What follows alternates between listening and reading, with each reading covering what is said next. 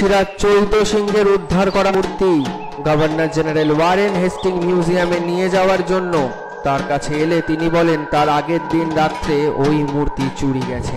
মূর্তি তখন গঙ্গা বক্ষে শায়িত। বেশ কিছু বছর কেটে যায়। কাশীর সিংহাসনে বসেন মহারাজ নন্দকুমার। তিনি ছিলেন শিব ও কালীর মহাভক্ত। জঙ্গলের মাঝে এক শিবলিঙ্গকে তিনি রোজ পুজো করতে যেতেন। একদিন ভোরে তিনি বাবা শিবের মাথায় জল ঢালতে গিয়ে দেখেন সেখানে একটি বাচ্চা মেয়ে তার দিকে তাকিয়ে হাসছে। মহারাজ বুঝতে পেরে বাচ্চা মেয়েটিকে জিজ্ঞেস করেন, তুমি কে মা?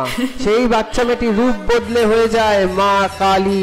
আদেশ দিয়ে বলেন, আমি কাশীর গঙ্গার তলায় এক বিশেষ জায়গায় আছি, তুই আমাকে সেখান থেকে উদ্ধার করে তোর জন্মস্থান বীরভূমের ভদ্রপুরে গ্রামে নিয়ে আয়, প্রতিষ্ঠা কর আমার মন্দির। তিনি মায়ের স্বপ্নাদেশ মতো নদীর তলায় গিয়ে উদ্ধার করেন এই গুজ্জ কালী মূর্তি।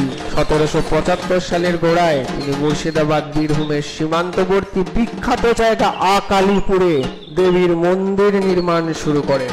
কিন্তু দুঃখের বিষয়, ওই বছর জুন মাসে তিনি ইংরেজদের হাতে বন্দী হন।